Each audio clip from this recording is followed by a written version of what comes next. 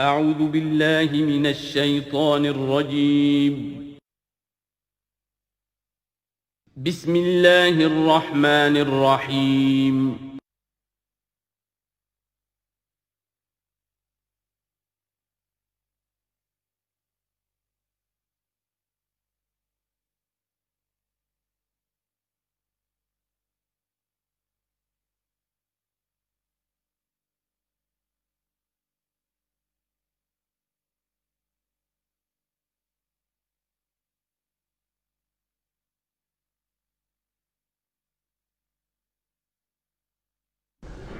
نحمده ونصلي على رسوله الكريم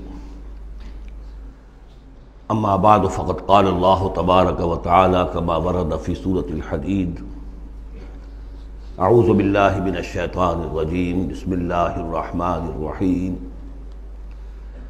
سابقوا الى مغفرة من ربكم وجنة عرضها كعرض السماء والارض اعدت للذين آمنوا بالله ورسله ذلك فضل الله يؤتيه من يشاء والله ذو الفضل العظيم صدق الله العظيم۔ جن مسلمانوں کے دلوں پر کچھ زنگ آ گیا تھا یا جن کے جوش جہاد میں، ذوق شہادت میں، جذبہ انفاق میں کمی آ گئی تھی، ان کی کچھ تنبیہ، زجر، کچھ مشفقانہ اور محبت بھری ڈانٹ ڈپٹ کے بعد انہیں ادھر متوجہ کیا گیا کہ شیطان لعین تمہیں تاخیر اور تعویق کے چکر میں ڈالے گا۔ ابھی یہ اور کر لو، ابھی وہ اور کر لو، ابھی ان ذمہ داریوں سے عہدہ برا ہو لو، پھر اپنے آپ کو ہمہ وقت پر اللہ کے دین کے لیے لگا دینا۔ اور یہ شیطان کا سب سے بڑا دھوکہ ہے۔ لہذا بڑا ہی جذباتی انداز ہے، الم یأن للذین آمنوا ان تخشع قلوبہم لذکر اللہ وما نزل من الحق۔ پھر انہیں دعوت دی گئی، اگر اپنے گریبان میں جھانکو اور دلوں کو ٹٹولو اور محسوس ہو کہ یہ دل کی بستی تو ویران ہے، اجڑی ہوئی ہے، یہاں وہ ایمان کی مثبت دولت، اس کی روشنی تو موجود نہیں ہے، تب بھی مایوس نہ ہو۔ اعلموا ان اللہ یحیی الارض بعد موتہا، اللہ مردہ زمین کو دوبارہ زندہ کر دیتا ہے، تمہارے نگاہوں کا مشاہدہ ہے۔ لہذا تم بھی کوشش کرو تو اپنی دلوں کی اس مردہ زمین میں اثر نو ایمان کی فصل اگا سکتے ہو اور وہ پوری طرح بہار دے گی۔ لیکن جیسے تم ہل چلاتے ہو، تمہیں اپنے دل کی اس زمین میں ایک ہل چلانا ہوگا، مال کی محبت کو کھود کھود کر نکالنا ہوگا۔ اس کے لیے صدقہ غریبوں، محتاجوں پر بھی، اور اللہ کے دین کے لیے قرض حسنہ۔ اب اس میں جو سب سے بڑی رکاوٹ ہے حیات دنیاوی، اس کی حقیقت کھول دی۔ اعلموا انما الحیات الدنیا لعب ولہو وزینۃ وتفاخر بینکم وتکاثر فی الاموال والاولاد۔ عام طور پر جب قرآن مجید میں یہ دنیا کی زندگی کو لہو و لعب کہا جاتا ہے تو لہو پہلے ہوتا ہے، لعب بعد میں۔ محاورہ ہے لہو و لعب۔ یہاں ترتیب بدلی ہوئی ہے، اس لیے کہ یہاں عمر کے ساتھ بڑھتے ہوئے مختلف سٹیجز کی بات ہے۔ ابتدائی زندگی میں کھیل ہی کھیل ہے، اس میں کوئی لذت، جنسی لذت یا کوئی اور لذت نہیں ہوتی، کھیل ہے، بس شغل ہے، مشغولیت ہے، مصروفیت ہے۔ پھر اس میں آتا ہے وہ خطرناک دور ایڈولسنس کا، ٹین ایجرز۔ اب معاملہ جو ہے بگڑنا شروع ہوتا ہے، لعب کے ساتھ لہو بھی، اور پھر اسی مرحلے پر زینت اور زیبائش۔ پھر انسان اپنی پوری جوانی کو پہنچتا ہے، یہ 30 برس کی عمر کے آس پاس انسان پھر تفاخر، دوسروں سے اپنے آپ کو اوپر کرنا، نمایاں کرنا۔ اس کے بعد ذرا عمر ڈھلنے لگتی ہے تو آدمی بڑا ہی حقیقت پسند ہو جاتا ہے، واقعیت پسند، ریئلسٹک۔ اب یہ کہ مال اور دولت اور اولاد یہ ختم نہیں ہوتی یہاں تک کہ انسان قبر میں جا کر اس کو اتار دیا جائے۔ یہ بات جو ہے آخری پارے کی صورت میں آئے گی، الہاکم التکاثر حتی زرتم المقابر۔ یہ جو آخری سٹیج ہے تکاثر فی الاموال والاولاد، یہ پھر پیچھا نہیں چھوڑتی۔ چاہے کسی کے پاس اتنی دولت ہو کہ 5 نسلیں 6 نسلیں پیٹ بھر کر کھا سکتی ہیں، پھر بھی حوث حل من مزید، حل من مزید، مزید کے لیے۔ چاہے پاؤں جو ہے ظاہری طور پر بھی نظر آ رہا ہے کہ قبر کے اندر لٹکا کے بیٹھا ہوا ہے بڈھا یہ، لیکن مال کی حوث، دولت کی حوث یہ کبھی ختم نہیں ہوتی۔ الہاکم التکاثر حتی زرتم المقابر۔ اب یہ سارے حقائق واضح کرنے کے بعد اب پکارا جا رہا ہے سابقوا الی مغفرۃ من ربکم، مسابقت کرو ایک دوسرے سے، آگے نکلو، بھاگو، دوڑو، جیسے تم دنیا میں مسابقت کر رہے ہو۔ اس کے ہاں یہ آ گیا، میرے ہاں کیوں نہ ہو؟ اس کے ہاں اتنا بڑا ٹی وی آ گیا، میرے ہاں کیوں نہ ہو؟ میرے بچے کیا کریں گے؟ جائیں گے وہاں دیکھیں گے، اور میں تو انفیورٹی کمپلیکس پیدا ہو جائے گا، فلاں ہو جائے گا، یہ ہو جائے گا۔ تو تم مسابقت کر رہے ہو دنیا میں، ہے جستجو کہ خوب سے ہے خوب تر کہاں؟ تو یہ مسابقت تمہیں دنیا میں نہیں، دین میں کرو، جنت کے حصول کے لیے کرو۔ سابقوا الی مغفرۃ من ربکم، ایک دوسرے سے آگے نکلو، مسابقت کرو، دوڑ لگاؤ، کس چیز کی طرف؟ اپنے رب کی مغفرت کے حصول کے لیے اور اس جنت کے حصول کے لیے۔ ارضھا کعرض السماء والارض، جس کا پھیلاؤ ہوگا جو آسمان اور زمین کا ہے۔ بعض جگہ پر سماوات بھی آیا ہے۔ میرا گمان یہ ہے واللہ عالم کہ جو پہلی جنت بنے گی، نزل جس کو کہا گیا، وہ تو اسی زمین پر ہوگی، لیکن پھر اب مراتب کے اعتبار سے جیسے کہا گیا کافروں کے لیے آسمان کے دروازے نہیں کھولے جائیں گے، لیکن اہل ایمان کے لیے یہ دروازے کھلیں گے۔ یہ جو ارب گیلیکسیز ہیں، اور ہر گیلیکسیز میں کتنے سولر سسٹم ہوں گے، اور کتنے سولر سسٹم میں کتنی زمینیں ہوں گی، اتنی ایسی زمین بھی تو ہوگی نا جیسی بالکل ہماری زمین ہے، ہر سولر سسٹم میں ہوگی۔ سورج سے اتنے ہی فاصلے پر، اپنے سورج سے اتنے ہی فاصلے پر جتنے فاصلے پر کہ ہماری زمین ہے۔ یہ ساری جو اللہ نے تیار کر رکھی کس کے لیے؟ یہ ہے کہ جو اہل جنت کے لیے، وہاں جانے کے لیے ہمیں کوئی راکٹس کی ضرورت نہیں ہوگی، اللہ تعالیٰ لے کر جائے گا، جیسے کہ جبرائیل آتے ہیں 7ویں آسمان سے زمین پر آتے ہیں۔ محمد رسول اللہ ایک مرتبہ زمین سے 7ویں آسمان پر ہو آئے ہیں، ہم بھی جائیں گے انشاءاللہ، جو بھی ہم میں سے کچھ نصیب ہوگا۔ کون کون سے؟ یہ جنت کا پھیلاؤ ہے پورے آسمانوں اور زمین کے برابر۔ اعدت للذین آمنوا باللہ ورسلہ، وہ تیار کی گئی ہے، سنواری گئی ہے، فرنش کی گئی ہے۔ اعداد کہتے ہیں کسی چیز کے لیے کسی چیز کو تیار کرنا، استعداد اسی سے بنا ہے۔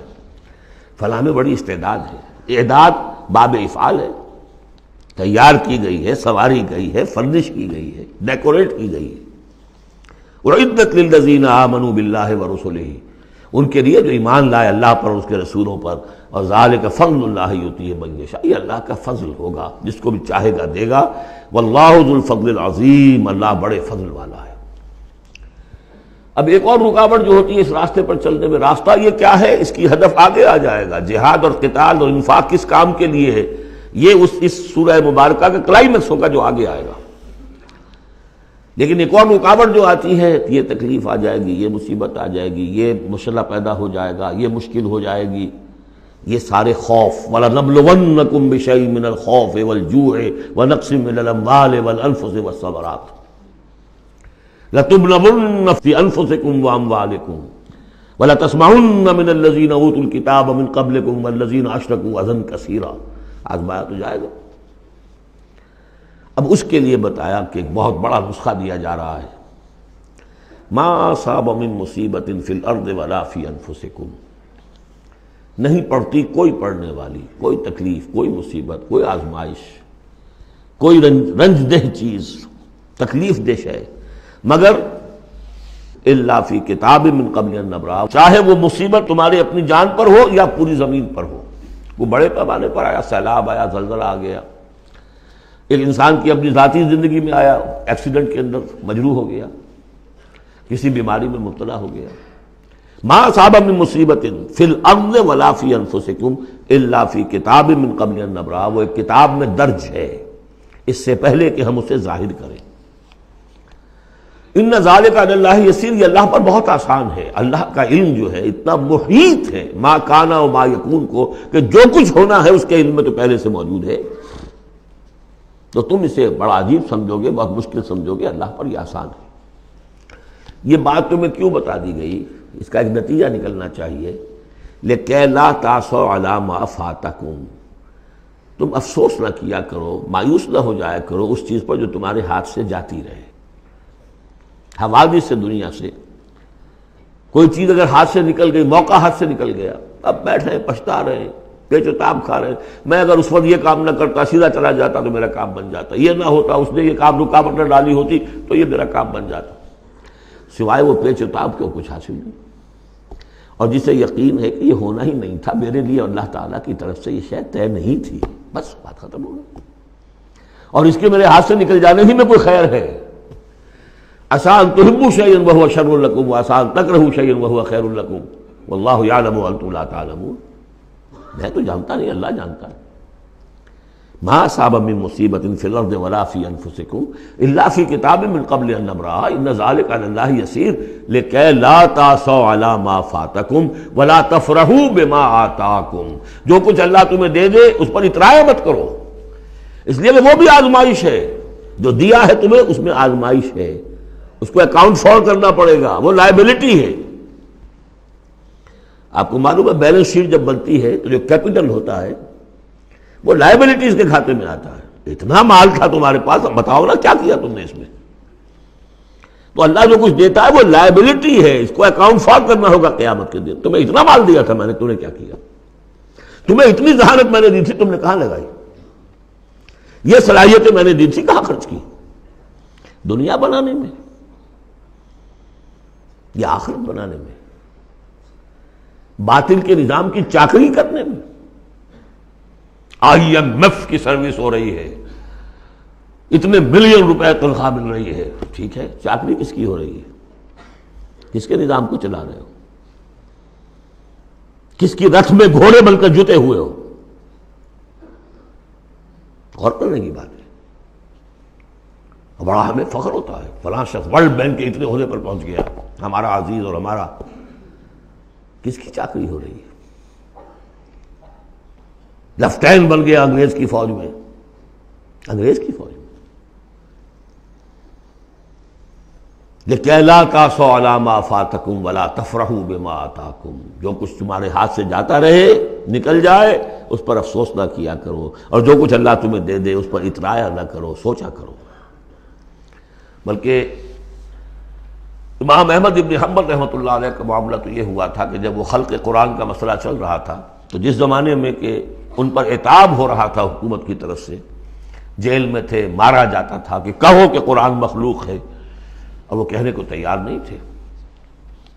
کہتے ہیں ایسی ایسی ماریں پڑی ہیں کہ ہاتھی کو بھی وہ مار پڑے تو وہ بلبلا اٹھے، کبھی آنکھوں میں آنسو نہیں آئے۔ اس کے بعد حکومت بدل گئی، اب جو نیا خلیفہ ہے اس کی رائے کچھ اور ہے، وہ اب خلق قرآن کا مسئلہ دفن ہو چکا۔ اب جو خلیفہ ہے اس کا ایلچی آیا ہے اشرفیوں کی کچھ تھیلیاں لے کر کے، یہ بادشاہ نے، خلیفہ نے آپ کے لیے بھیجی ہے۔ اب رو پڑے امام احمد بن حنبل، اے اللہ میں اس آزمائش کے قابل نہیں ہوں۔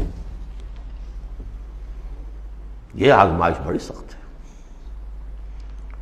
خطاب دے دے کر انگریزوں نے جو غداریاں کروائیں، پھر خطاب ملتے تھے نا، آنریری مجسٹریٹ بنتے تھے، لیکن کرتے کیا تھے وہ؟ اس قوم کے اندر انگریز کی اس حکومت کو چلانے اور اس کے پاؤں مضبوط کرنے اور جمانے کی جدوجہد۔ لِكَيْ لَا تَأْسَوْا عَلَىٰ مَا فَاتَكُمْ وَلَا تَفْرَحُوا بِمَا آتَاكُمْ وَاللَّهُ لَا يُحِبُّ كُلَّ مُخْتَالٍ فَخُورٍ، اللہ کو بالکل پسند نہیں ہے اترانے والے اور فخر کرنے والے۔ الَّذِينَ يَبْخَلُونَ، اور ظاہر بات ہے کہ جو مال کے اوپر اترائے گا وہ مال کو سنبھال کر رکھے گا، اسی کی بنیاد پر تو ہے اس کی اکڑ۔ الذین یبخلون ویامرون الناس بالبخل، جو خود بھی بخل سے کام لیتے ہیں اور لوگوں کو بھی بخل کا مشورہ دیتے ہیں کہ میاں ذرا ہاتھ روک کے رکھو، کیا کر رہے ہو؟ تم نے دونوں ہاتھ کھلے چھوڑ دیے ہیں، پتہ نہیں ہے تمہارے ہاں 4 بیٹیاں بھی ہیں، ان کے ہاتھ پیلے کرنے ہیں کہ نہیں؟ کہاں تم اللہ کے لیے اور اللہ کے دین کے لیے سب کچھ خرچ کرنے کے در پہ ہو گئے ہو؟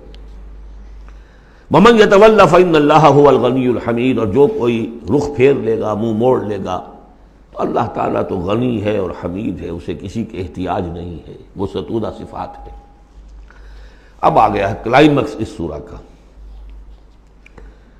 یہ آج کے ہم مسلمانوں کے لیے قرآن مجید کی اہم ترین آیت ہے. دین کا کانسیپٹ ہمارا کیا ہے؟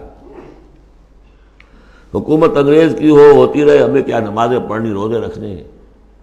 بہت بڑے عالم نے انگریز کے دور میں کہا تھا ہمیں کوئی ایسا کام نہیں کرنا چاہیے جس سے انگریزوں کو، ہمارے حاکموں کو تشویش ہو، اس لیے کہ انہوں نے ہمیں مذہبی آزادی دی ہوئی ہے. ہمیں وہ روکتے ہی نہیں، نمازیں پڑھو، داڑھیاں رکھو، روزے رکھو، حج کرو، انگریز روکتا نہیں. جس پر پھر علامہ اقبال نے پھپتی چست کی تھی کہ ملا کو جو ہے ہند میں سجدے کی اجازت، ناداں یہ سمجھتا ہے کہ اسلام ہے آزاد. اسلام کہاں آزاد ہے؟ کیا قرآن کا قانون نافذ ہے؟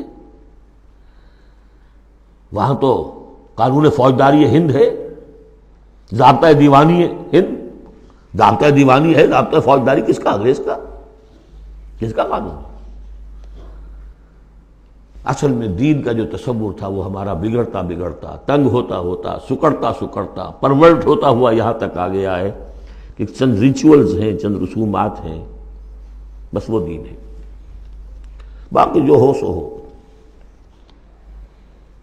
یہاں ذرا اس آیت کو آپ دیکھیے. ایک تو یہ کہ اس اعتبار سے اہم ترین ہے کہ ہمارے اس تصور دین کو چیلنج کرنے والی، جھنجھوڑنے والی. دوسرا یہ کہ واقعہ یہ ہے کہ میں سمجھتا ہوں کہ پوری انسانی تاریخ میں ایسی اریاں انقلابی عبارت کہیں آپ کو نہ مل سکے جو اس ایک آیت میں ہے. اور ڈنکے کی چوٹ دھڑلے کے ساتھ، not chewing the words. کھل کر بات کی. غور کیجئے کہ گھر سمجھیے. لقد ارسلنا رسلنا بالبینات، ہم نے بھیجا اپنے رسولوں کو واضح نشانیوں کے ساتھ. وانزلنا معہم الکتاب والمیزان، اور ہم نے ان کے ساتھ کتاب اتاری، میزان اتاری. یہ سب کچھ کس لیے کیا؟ لیقوم الناس بالقسط، تاکہ لوگ عدل پر قائم ہوں. یہ قرآن اس لیے اتارا کہ اس کی قرآن خوانی کی مجلسیں ہو جائیں، یا قرات کی محفلیں ہو جائیں، یا خطاطی کی نمائشیں ہو جائیں.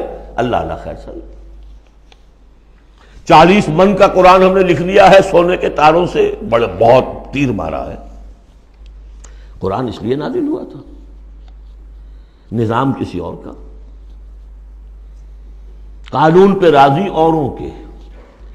مولانا ماہر القادری صاحب کا جو شعر تھا، یہ مجھ سے عقیدت کے دعوے، قانون پہ راضی اوروں کے، یوں بھی مجھے رسوا کرتے ہیں ویسے بھی رلایا جاتا ہوں. تو قرآن اس لیے تو نہیں ہے. قرآن تو آیا، جو نظام لے کر آیا اسے قائم کرو، جو میزان لے کر آیا اسے نظم کرو، جو شریعت لے کر آیا اسے نافذ کرو. اگر یہ نہیں تو بابا پھر سب کہانیاں، عمرے کرتے رہو ہر سال،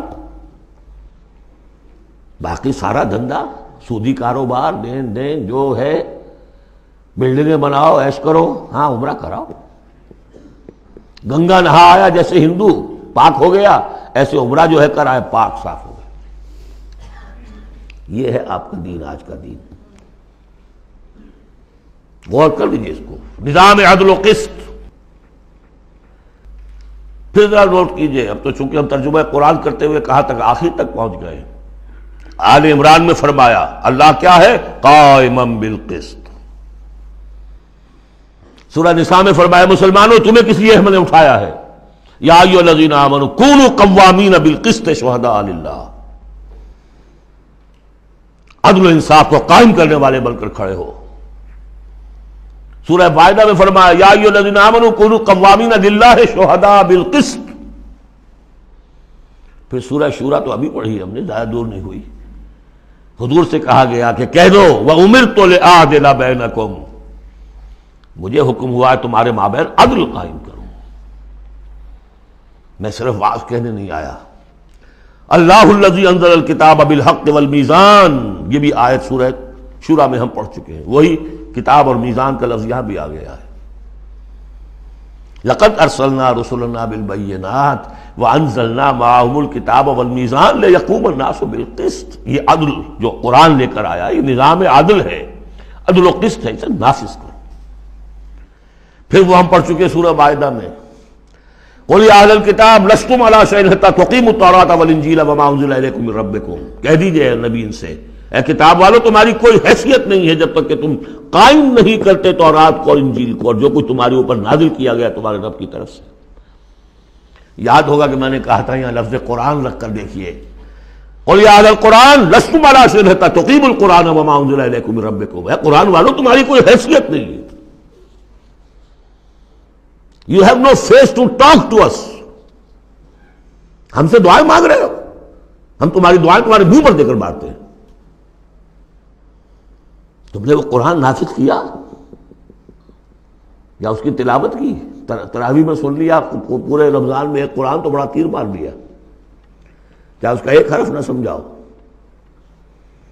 لقد ارسلنا رسلنا بالبینات وانزلنا معهم الکتاب والمیزان لیقوم الناس بالقسط، اور عدل کے راستے میں تو رکاوٹ ڈالیں گے وہ لوگ کہ جو ایکسپلائٹ کر رہے ہیں۔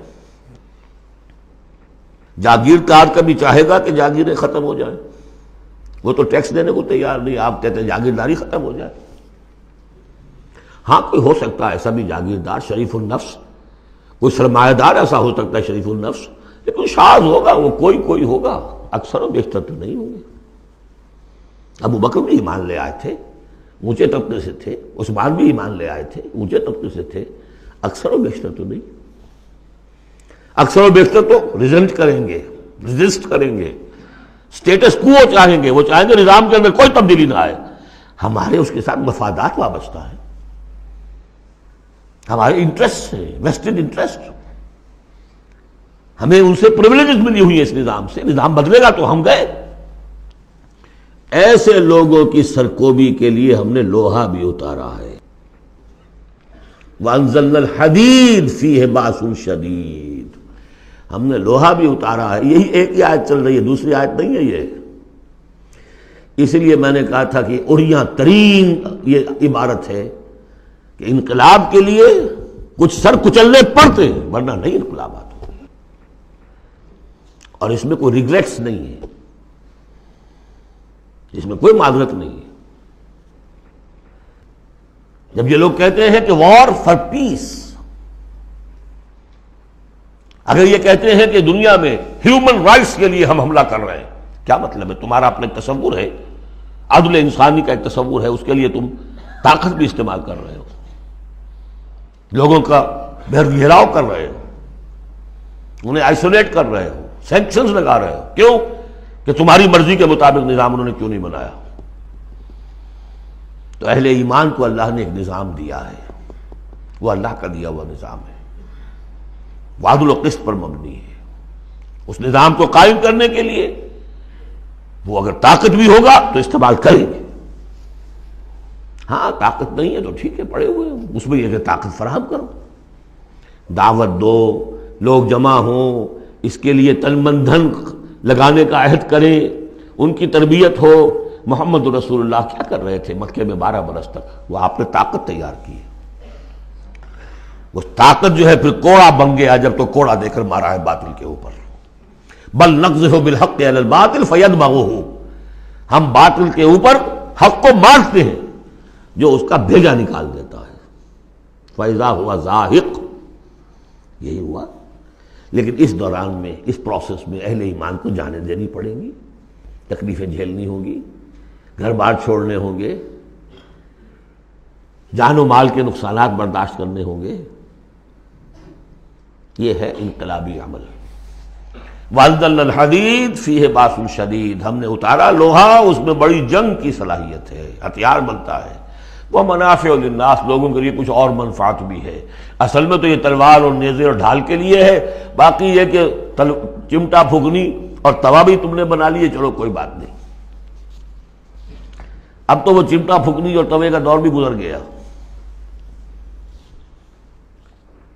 وَلِيَعْلَمَ اللَّهُ مَن يَنصُرُهُ وَرُسُلَهُ بِالْغَيْبِ، اللہ دیکھنا چاہتا ہے کہ کون ہے اس کے وہ وفادار بندے جو لوہے کی طاقت کو ہاتھ میں لے کر اللہ کی اور اس کے رسولوں کی مدد کرتے ہیں غیب میں ہونے کے باوجود۔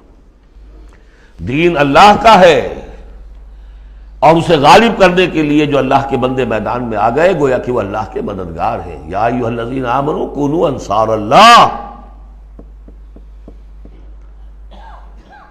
اگرچہ دین نافذ کرنا قائم کرنا فرض منصبی محمد رسول اللہ کا ہے، هو الذی ارسل رسولہ بالہدی ودین الحق لیظہرہ علی الدین کلہ، جو ان کے انصار بن گئے، مددگار بن گئے، وہ اللہ کے مددگار، رسول کے مددگار۔ یہ مضمون جب آئے گا ابھی نکھر کر، اور اس ایک آیت کی شرح سمجھ لیجئے کہ جو سورہ صف میں آئے گی، اس لیے کہ یہ جو آیا ہے وہ یہ جمع کا صیغہ ہے، لقد ارسلنا رسلنا بالبینات، رسولوں کو بھیجا، اور تین چیزیں دے کر بھیجا، بینات، کتاب اور میزان۔ لقد ارسلنا رسلنا بالبینات ایک، وانزلنا معهم الکتاب نمبر 2، والمیزان نمبر 3، تاکہ عدل پر قائم ہو۔ حضور کے بارے میں اب آیت آئی، هو الذی ارسل رسولہ بالہدی ودین الحق، دو چیزیں دے کر بھیجا، تیسری نہیں۔ کیا مطلب؟ بینات اور الہدا ایک ہو گئے ہیں، کتاب اور معجزہ ایک ہو گئے، یہ قرآن ہی معجزہ ہے محمد رسول اللہ صلی اللہ علیہ وسلم کا۔ ریڈیوس ہو کر تین چیزیں محمد کے معاملے میں صلی اللہ علیہ وسلم دو رہ گئی ہیں۔ الہدا، اسی میں قانون ہے، کتاب ہے، اور یہی معجزہ ہے، محمد رسول اللہ کا معجزہ یہ ہے۔ ہاں، میزان مکمل ہو کر دین حق کی شکل اختیار کر چکی ہے، میزان عدل و قسط، اب دین حق۔ هو الذی ارسل رسولہ بالہدی ودین الحق لیظہرہ علی الدین کلہ ولو کرہ المشرکون۔ یہ سورہ صف کی مرکزی آیت ہے جو آگے آ جائے گی۔ لقد ارسلنا رسلنا بالبینات وانزلنا معهم الکتاب والمیزان لیقوم الناس بالقسط وانزلنا الحدید فیہ بأس شدید ومنافع للناس ولیعلم اللہ من ینصرہ ورسلہ بالغیب ان اللہ قوی عزیز۔ یہ سورہ مبارکہ جو ہے ایک اعتبار سے مضمون تدریجاً ترقی کرتا ہوا کلائمیکس پر پہنچ گیا ہے، آیت نمبر 25 پر جو ہم نے پڑھ لی۔ اب ایک سمجھیے ضمیمہ ہے اس میں، کبھی میں پہلے اینٹی کلائمیکس کا لفظ استعمال کرتا رہا، وہ مناسب نہیں ہے، ضمیمہ ہے۔ ضمیمہ کیا ہے؟ شیطان نے ایک اور چال چلی، جن لوگوں کے دلوں میں اللہ کی، رسول کی محبت بہت ہو گئی، آخرت کی طلب بھی ہو گئی، اور حقیقی ایمان اور صحیح جذبات، اس کا رخ موڑ دیا رہبانیت کی طرف۔ جاؤ خوب نفلیں پڑھو، خوب تپسیاں کرو، خوب عبادتیں کرو، دنیا کو چھوڑو، تاکہ دنیا میں ننگا ناچ ناچوں، اور جو اللہ کے ماننے والے ہیں وہ جا کر گپھاؤں میں اور پہاڑوں کی چوٹیوں پر اور غاروں میں جا کر تپسیاں کریں۔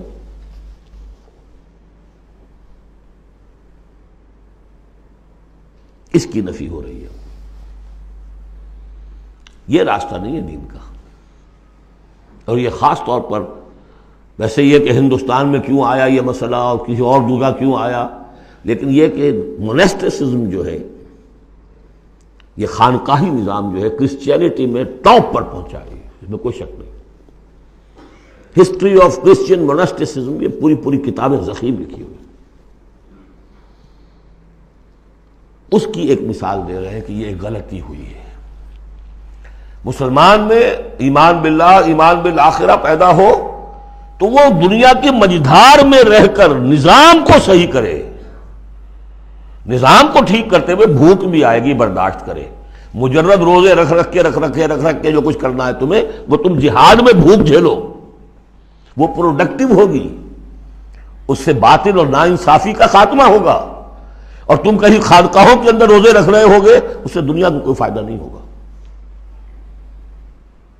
یہ زمین و آسمان کا فرق ہے، موناسٹسزم۔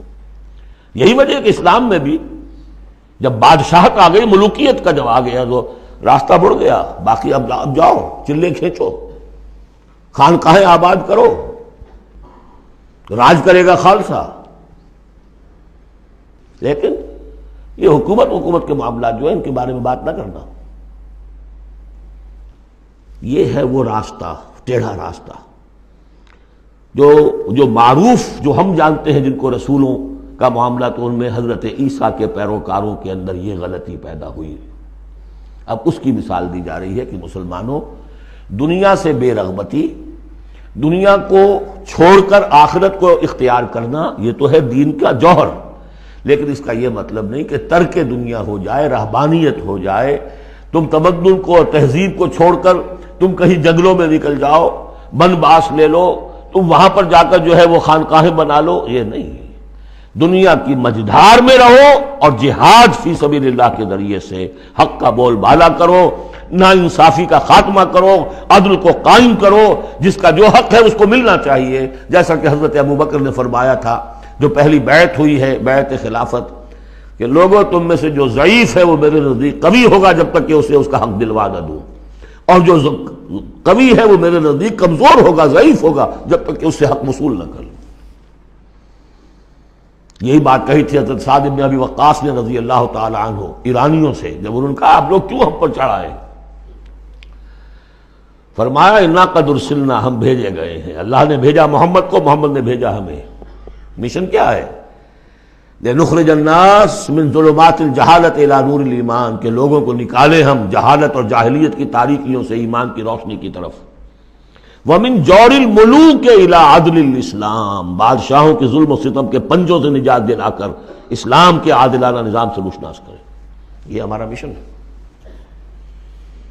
لہذا آپ دیکھیے اس بات کو واضح کرنے کے لیے تمہید شروع ہوئی، وَلَقَدْ أَرْسَلْنَا نُوحًا وَإِبْرَاهِيمَ، ہم نے ہی بھیجا تھا نوح کو بھی اور ابراہیم کو بھی، وَجَعَلْنَا فِي ذُرِّيَّتِهِمَا النُّبُوَّةَ وَالْكِتَابَ، اور ہم نے ان دونوں کی نسل میں رکھ دی نبوت اور کتاب۔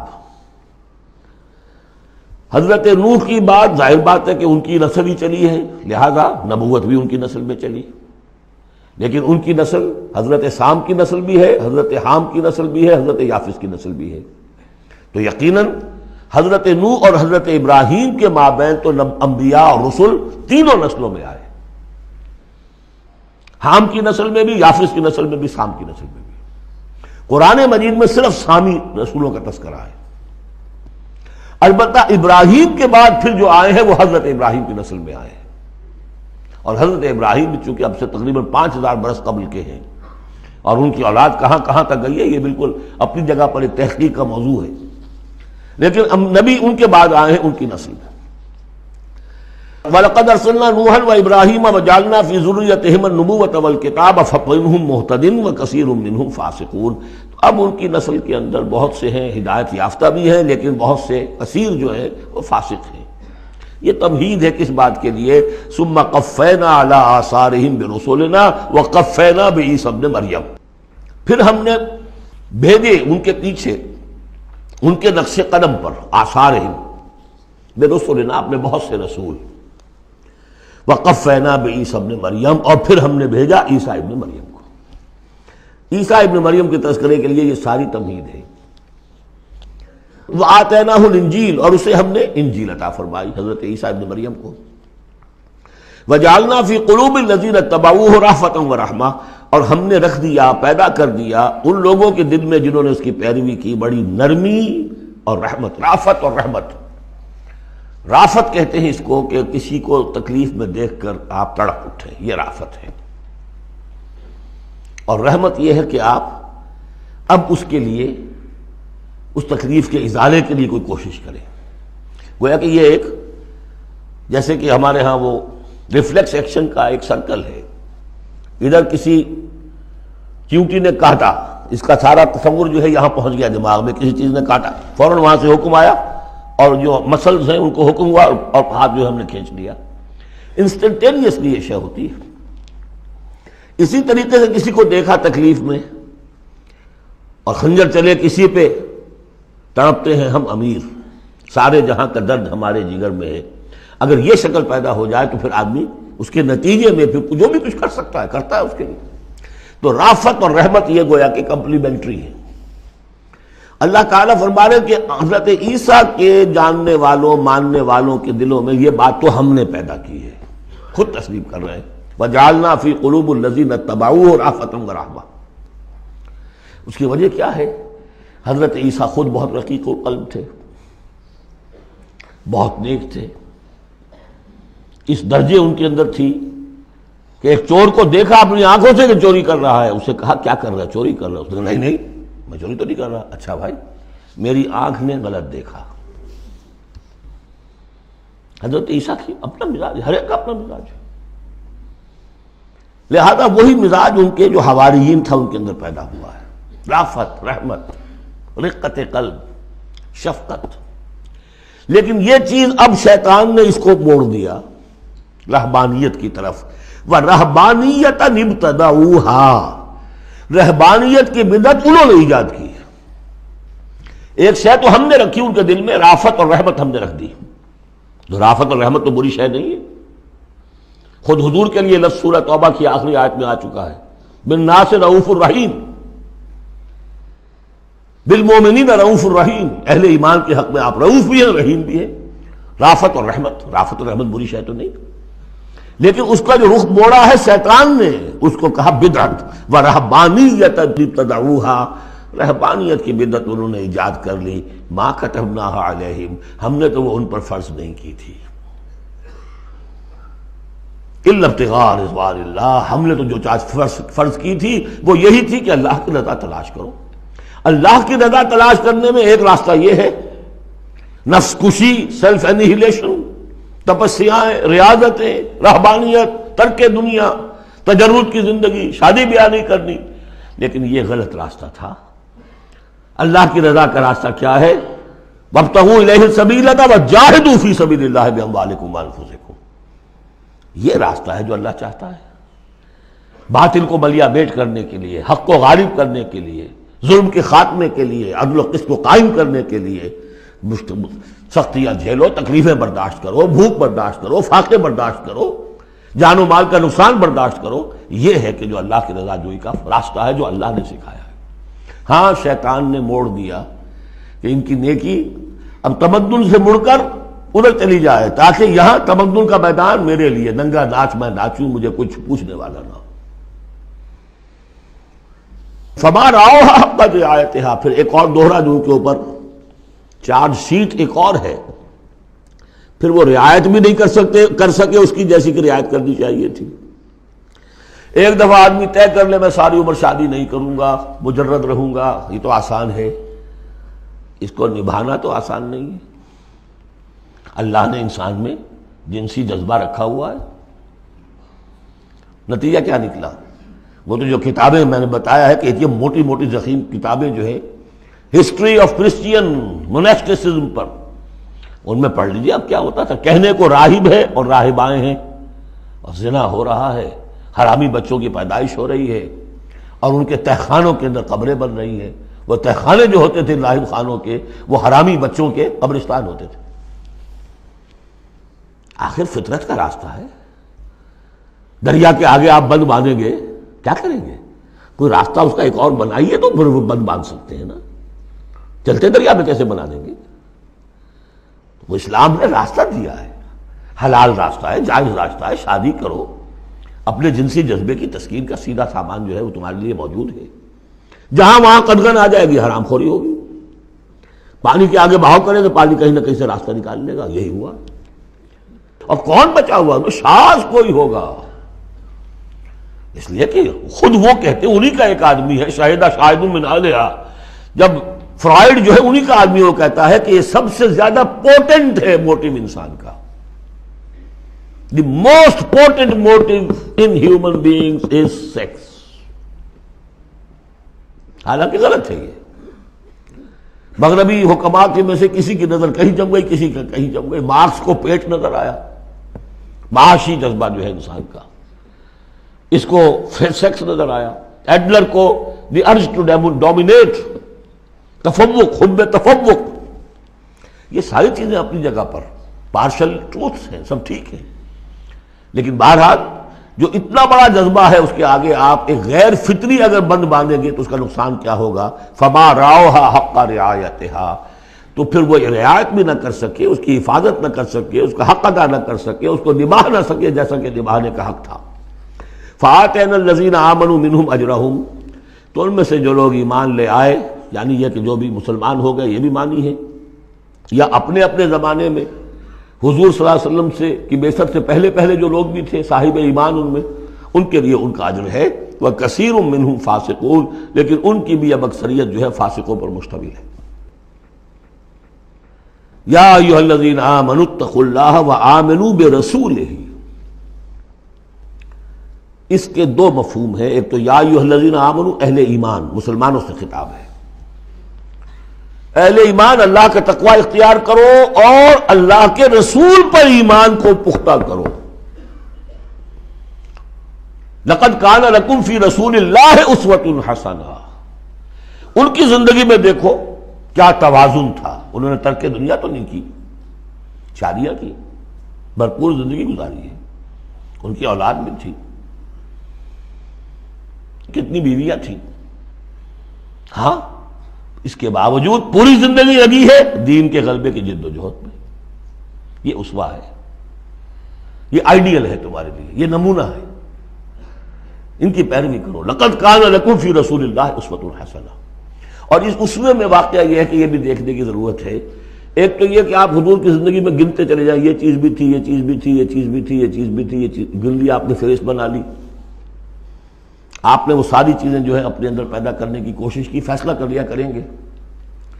لیکن اگر یہ حماقت آپ نے کر دی کہ دیکھا نہیں کہ ان مختلف چیزوں کے مابین ریشیو پروپورشن کتنا تھا، اصل شہر ریشیو پروپورشن، ایک چیز کتنی تھی، دوسری کتنی تھی، تیسری کتنی تھی، اگر ریشیو پروپورشن ڈسٹرب ہو جائے گا تو اس وقت تو ختم ہو جائے گا۔ جیسے نسخے کے اندر 4 دوائیں ہیں، ایک تولہ بھر ہے، ایک ماشا بھر ہے، ایک فرض کیجیے چھٹانگ بھر ہے، اور آپ نے وہ چھٹانگ والے کو تولہ کر دیا، تولے کو چھٹانگ کر دیا، تو نسخہ شفا کے بجائے نسخہ ہلاکت بن جائے گا۔ تو محض یہ ثابت کر دینا، یہ ثابت ہے، فلاں حدیث سے ثابت ہے، یہ ایک بات ہے، صحیح ہے، لیکن یہ دیکھیے کہ حضور کا مجموعی جو طرز عمل ہے، آپ کا جو رویہ ہے، زندگی جو آپ نے گزاری ہے، اس میں ٹائم ایلوکیشن کیا تھا، اس میں ریسورسز کی ایلوکیشن کدھر تھی، اس میں اب پرائرٹیز کس کو تھی، کیا چیز جو تھی وہ پرائمری تھی، کیا سیکنڈری تھی، اگر یہ چیزیں بھی ملحوظ نہ رکھی گئیں تو اسوہ نہیں رہے گا، وہ کچھ اور بن جائے گا۔ لہذا یہاں زور جو ہے وہ آمنوا برسولہ، اور ایک بات یہ ہے کہ یہاں پر اہل کتاب کو بھی خطاب کیا جا رہا ہے کہ ان میں سے بھی جن لوگوں کے دلوں کے اندر ابھی کوئی رمق تھی ایمان کی، سابقہ ایمان کی، ان کو پکار کر کہا جا رہا ہے یا ایھا الذین آمنوا اتقوا اللہ وآمنوا برسولہ، اللہ کو تو تم مانتے ہو پہلے سے، اس کا تقوی اختیار کرو، اب تمہارے لیے بڑا امتحان یہ کہ اس رسول پر بھی ایمان لاؤ، اور اگر تم اس رسول پر بھی ایمان لاؤ گے یؤتکم کفلین من رحمتہ، تمہیں دوہرا دے گا اپنی رحمت میں سے حصہ۔ اہل کتاب جو ایمان لائے حضور پر، ان کے لیے دوہرا اجر، ہم پڑھ چکے ہیں پہلے، یہ سورہ قصص میں آ چکا ہے۔ وَيَجْعَلْ لَكُمْ نُورًا تَمْشُونَ بِهِ، اب یہ دونوں کو کور کرے گا۔ اگر تم نے رسول پر ایمان پختہ رکھا، اسی لیے جو میں زور دیتا ہوں کہ منہج انقلاب نبوی تلاش کیجئے آپ، حضور نے کیسے انقلاب برپا کیا، محض اقامت دین کی جد و جہد کے لیے تن من دھن لگا دینا، یہ پہلا قدم ہے۔ اللہ مجھے اور آپ کو توفیق دے کہ ہم اس کا فیصلہ کریں، پھر مرحلہ آئے گا کس طریقے پر کریں۔ وہ منہج اگر انقلاب نبوی کا نہیں ہے، خلاف پیمبر کسے راہ گزید کہ ہرگز بمنزل نہ خواہد رسید، اگر پیغمبر کے راستے سے ہٹ کر کوئی راستہ اختیار کیا کبھی منزل تک نہیں پہنچ سکو گے۔ لہذا آمنوا برسولہ، جتنا یقین ہوگا کہ جائیں جاست، آپ کو معلوم ہے جہاں ذرا گمان ہوتا ہے کہ یہاں تیل ہے، کروڑ ہاں ارب ہاں روپیہ جو ہے وہ وہاں پہ ڈرلنگ کے اندر، تلاش کے اندر لگا دیتے ہیں کہ نہیں، یقین ہو کہ جائیں جاست، اصل شے ہے سیرت محمدی صلی اللہ علیہ وسلم، اصل شے ہے طریق محمدی صلی اللہ علیہ وسلم، منہج و منہاج محمدی صلی اللہ علیہ وسلم۔ وَلِكُلٍّ جَعَلْنَا مِنْكُمْ شِرْعَةً وَمِنْهَاجًا، ہم نے تم میں سے سب کے لیے علیحدہ علیحدہ شریعتیں، علیحدہ علیحدہ منہاج بنائے ہیں۔ منہاج محمدی کیا ہے، اس کو تلاش کرو اور اس کو اختیار کرو۔ یا ایھا الذین آمنوا اتقوا اللہ وآمنوا برسولہ یؤتکم کفلین من رحمتہ ویجعل لکم نورا تمشون بہ ویغفر لکم واللہ غفور رحیم۔ اور بخش دے گا۔ پھر اس راستے پر آدمی چل پڑے، رخ سیدھا کر لے، بحیثیت مجموعی زندگی صحیح رخ پر آ گئی تو خطا تو ہو جائے گی کبھی نہ کبھی، کہیں پاؤں پھسل جاتا ہے آدمی کا، اٹھتا ہے توبہ کرتا ہے۔ انما التوبۃ علی اللہ للذین آمنوا للذین یعملون السوء بجہالۃ ثم یتوبون من قریب واللہ غفور الرحیم، اللہ جو ہے وہ غفور الرحیم ہے۔ تو میں نے جو اس آیت کا مفہوم بیان کیا آپ کے سامنے کہ اس میں خطاب کا رخ جو ہے اہل کتاب کی طرف بھی ہے، اس سے اگلی آیت جو ہے بہت کھل جاتی ہے۔ لئلا یعلم اہل الکتاب الا یقدرون علی شیء من فضل اللہ، جن کے سامنے یہ پہلو نہیں آیا اس آیت میں، انہیں یہاں کہنا پڑا کہ یہاں اللہ میں لا زائد ہے، مراد لکے لا یعلم۔ اگر تو وہ آیت صرف مسلمانوں سے خطاب کر رہی ہے تو انہوں نے ترجمہ کیا تاکہ اہل کتاب کو اچھی طرح معلوم ہو جائے کہ اب انہیں کوئی قدرت حاصل نہیں ہے اللہ کے فضل پر، کوئی حصہ حاصل نہیں کر سکتے اللہ کے فضل میں سے۔ میں نے جو دوسرا رخ بیان کیا ہے اس سے سمجھیے تاکہ نہ سمجھے اہل کتاب کہ اب ان کے لیے اللہ کے فضل کے حصول کا کوئی راستہ نہیں رہا، راستہ ہے، اب بھی ہے، کھلا ہے، آؤ محمد کے قدموں میں آؤ، آؤ قرآن کی طرف آؤ۔ جیسے سورہ بنی اسرائیل میں ہم نے پڑھا تھا عسیٰ ربکم ان یرحمکم وان عدتم عدنا وجعلنا جہنم للکافرین حصیرا، اب بھی تمہارا رب تم پر رحمت کرنے کے لیے تیار ہے۔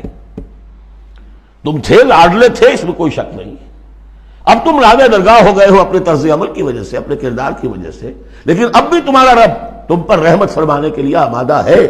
عسیٰ ربکم ان یرحمکم وان عدتم عدنا۔ اور اگلی آیت کیا ہے؟ ان ھذا القرآن یہدی للتی ہی اقوم، رحمت خداوندی کا شاہ درا اب یہ قرآن ہے، یہاں سے داخل ہو۔ یہاں بھی وہی فرمایا جا رہا ہے اب بھی فضل کا راستہ کھلا ہے تمہارے لیے، اللہ کا فضل جو ہے ابھی کھلا ہے، آؤ لئلا یعلم اہل الکتاب، تاکہ نہ یہ سمجھیں اہل کتاب اللہ یقدرون علی شیء من فضل اللہ، کہ اب تو فضل اللہ کے فضل میں سے ان کے لیے کچھ بھی حاصل کرنا ممکن نہیں۔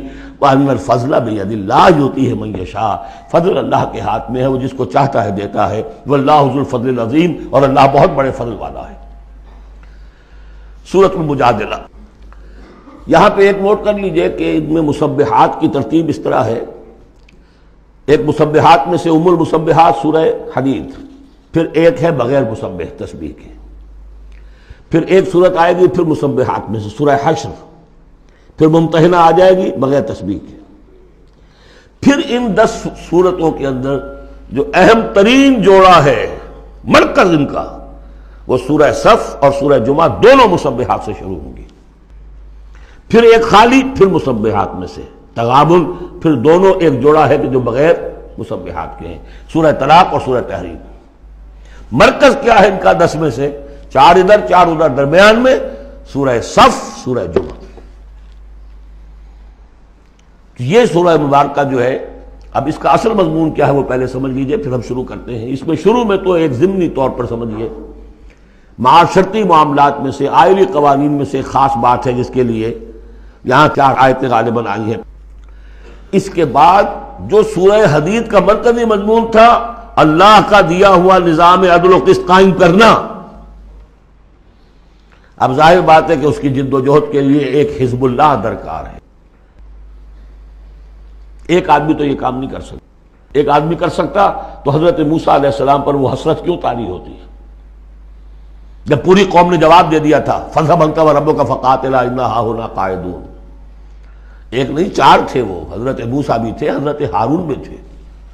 رب انی لا املک الا نفسی واخی فافرق بیننا وبین القوم الفاسقین، یاد ہے یا نہیں؟ پھر 2 اور تھے، پھر ان کے یوشع ابن نون بھی تھے اور کالب بن یفنہ بھی تھے، 4 تھے، لیکن 4 سے تو نہیں ہوتا، جماعت چاہیے نظام کو بدلنے کے لیے، باطل کو کہ جڑ کو اکھیڑنے کے لیے۔ وہ جماعت جو ہے حزب اللہ کہلاتی ہے، لیکن ظاہر بات ہے شیطان بھی بیٹھا نہیں رہے گا، it is not going to take it lying down۔ ٹھیک ہے، آپ کو واک اوور دے دے گا، جائیے جی آپ چلا اپنا دین حق قائم کر لیجیے۔ شیطان اور شیطان کا لاؤ لشکر، اس کے چیلے چانٹے، اس کے ایجنٹ، وہ ہے حزب الشیطان۔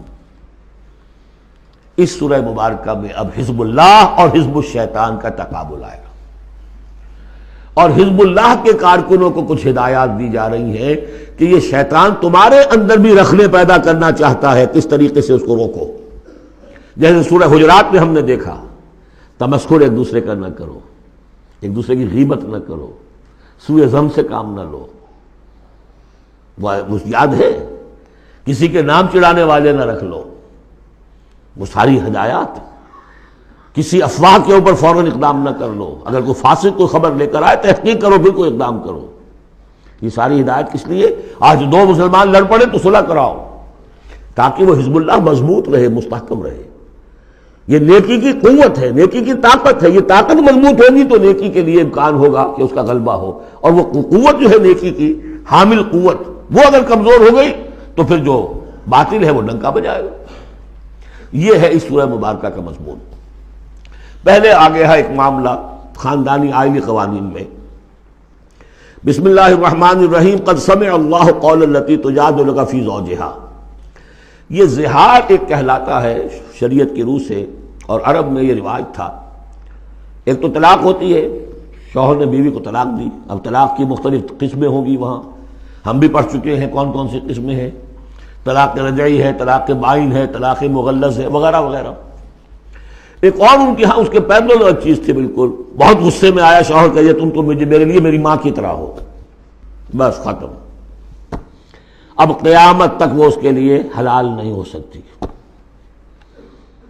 وہ اس کے لیے حلالہ بھی کوئی نہیں۔ طلاق مغلظ کے لیے تو پھر بھی کوئی حلالہ ہے، اس کے لیے حلالہ بھی نہیں تھا۔ یا کہہ دیا ماں کی پیٹھ کی طرح ہو، ماں کے جسم کے کسی حصے سے تشبیہ دے دی، اب تو تم میرے لیے تو میری ماں کے فلاں چیز کی طرح ہو، گویا کہ اب میں تمہارے ساتھ کوئی تعلق نہیں رکھ سکتا۔ مستقل جدائی ہو گئی، اس کو زہار کہتے ہیں۔ یہ واقعہ پیش آ گیا، صحابہ میں سے ایک صاحب تھے اوس بن ثابت، انہوں نے اپنی بیوی خولہ بنت ثعلبہ کے ساتھ زہار کیا، بچے تھے چھوٹے چھوٹے۔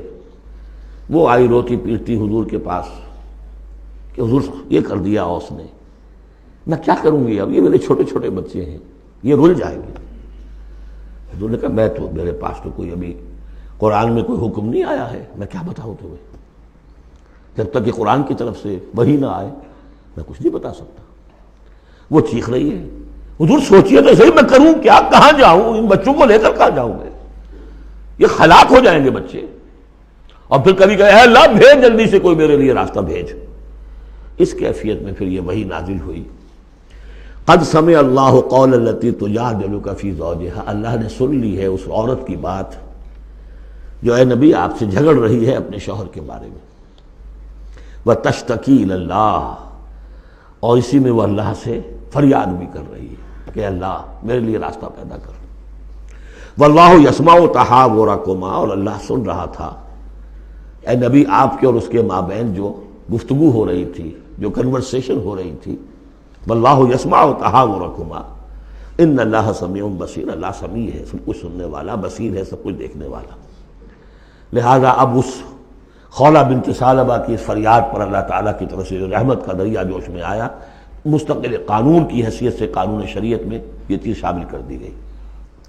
الذین یظاہرون منکم من نسائہم، اے مسلمانوں تم میں سے جو لوگ اپنی بیویوں کو اپنی ماں کہہ بیٹھے، ماں ہن امہاتہم، وہ ان کی مائیں تو نہیں بن جاتی کہہ دینے سے، جیسے کسی کو بیٹا کہنے سے بیٹا تو نہیں بن جائے گا، وہ منہ بولے بیٹے کی کوئی حیثیت نہیں، اسی طرح یہ ماں کہہ دینا اس سے کوئی معنی نہیں۔ ان امہاتہم الا اللہ ولدنہم، ان کی مائیں تو وہی ہیں جنہوں نے انہیں جنا ہے۔ وانہم لیقولون منکرا من القول والزورا، یقیناً جو بات کہہ رہے ہیں وہ جھوٹی ہے اور بہت ناپسندیدہ بات ہے۔ وَإِنَّ اللَّهَ لَعَفُوٌّ غَفُورٌ، اللہ تعالیٰ عفو ہے، معاف فرمانے والا ہے اور غفور ہے، بخشنے والا ہے۔ چونکہ ابھی تک یہ رواج تھا، چل رہا تھا، لہذا اگر اوس سے یہ بات ہو گئی ہے تو اللہ معاف کرے گا انہیں، اور جس سے بھی ہوئی ہے اس وقت اللہ معاف کرے گا، لیکن اب جو ہے قانون آ رہا ہے۔ وَالَّذِينَ يُظَاهِرُونَ مِن نِّسَائِهِمْ ثُمَّ يَعُودُونَ لِمَا قَالُوا، وہ لوگ کہ جو اپنی بیویوں کو اپنی ماں سے یا اپنی ماں کے جسم کے کسی حصے سے تشبیہ دے بیٹھے اور پھر وہ لوٹنا چاہیں، اعادہ کرنا چاہیں لما قالوا، جس بات کو انہوں نے کہا تھا اس سے واپس آنا چاہیں، فَتَحْرِيرُ رَقَبَةٍ مِّن قَبْلِ أَن يَتَمَاسَّا، تو ایک غلام کو آزاد کرنا ہوگا اس سے پہلے کہ وہ آپس میں ایک دوسرے کو مس کریں. ذالکم توعدون بہ، گویا کہ کفارہ بتا دیا اللہ تعالیٰ نے، اس کا کفارہ ادا کرو اور بس بات ختم. ذالکم توعدون، یہی ہے جس کا کہ تمہیں واعظ کہا جا رہا ہے، نصیحت کی جا رہی ہے، ہدایت دی جا رہی ہے. واللہ بما تعملون خبیر، اور جو کچھ تم کر رہے ہو اللہ اس سے باخبر ہے. فمن لم یجد، تو جو کوئی نہ پائے، کوئی غریب آدمی ہے جس سے کہ یہ حرکت ہو گئی اور وہ ایک اب اس کے پاس کوئی غلام نہیں ہے، اب غلام خریدے پھر آزاد کرے، اس کے پاس پیسہ نہیں ہے. فمن لم یجد فصیام شہرین متتابعین من قبل یتماسا، جس کے پاس نہ ہو یہ اتنی مقدرت تو وہ 2 مہینوں کے روزے رکھے متواتر لگاتار، اس سے پہلے کہ وہ آپس میں ایک دوسرے کو چھوئیں. اب یہ بھی بہت سخت سزا ہے، 2 مہینے کے روزے متواتر، بیچ میں کوئی چھوٹے نہ. فمن لم یستطع، ایسا بھی ہو سکتا ہے کسی میں اتنی ہمت نہ ہو، کوئی اتنا ضعیف ہے، کوئی بیمار ہے، کسی کو ڈائبٹیز ہے، کچھ اور ہے، وہ روزے نہیں رکھ سکتا. فمن لم یستطع فاطعام 60 مسکینا، تو 60 مسکینوں کو کھانا کھلانا، ایک روز کی روزی جو ہے، اور وہ ہو بھی من اوسط ما تطعمون اہلیکم، وہ کھانا ہوگا جو تم اپنے اہل و عیال کو کھلاتے ہو، وہ اوسط کھانا. ذالک لتؤمنوا باللہ ورسولہ، یہ اس لیے ہے تاکہ تم یقین کرو اللہ پر، اس کے رسول پر. میں کافی عرصے تک اور کافی تلاش بھی میں نے کیا کہ اس کا مفہوم کیا ہے. یہ تمہیں دیا جا رہا تاکہ تم ایمان رکھو اللہ پر، اس کے رسول پر، کیا مطلب ہوا؟ بات سمجھ میں آ گئی. واقعہ یہ کہ جب کوئی شخص کفارہ ادا کرتے ہوئے یہ سختی جھیلتا ہے اس خیال کے ساتھ کہ اللہ کا قانون ہے، تو اس کے ایمان میں اضافہ ہوتا ہے، یقین بڑھے گا، اس کو مشقت کر رہا ہے. جیسے کہ ایمان سے عمل صالح پیدا ہوتا ہے، عمل صالح سے بھی ایمان پیدا ہوتا ہے. یہی بات سورہ حجرات میں ہم دیکھ آئے تھے. یمنون علیک ان اسلموا قل لا تمنوا علی اسلامکم بل اللہ یمن علیکم ان ہداکم للایمان ان کنتم صادقین. ایمان کے راستے پر اللہ تمہیں لے آیا ہے، اسلام میں داخل ہو گئے ہو تو ایمان تک بھی پہنچ جاؤ گے، اور یہ اللہ کا بڑا احسان مانو. تو فرمایا ذالک لتؤمنوا باللہ ورسولہ، یہ اس لیے ہے تاکہ تم ایمان پوری طرح تمہارے اندر ایمان اور راسخ ہو جائے اللہ پر اور اس کے رسول پر. وتلک حدود اللہ، یہ اللہ کی حدود ہے. وللکافرین عذاب علیم، اور کافروں کے لیے بہت دردناک عذاب ہے. بارک اللہ لی ولکم فی القرآن العظیم ونفعنی وإیاکم بالآیات والذکر الحکیم.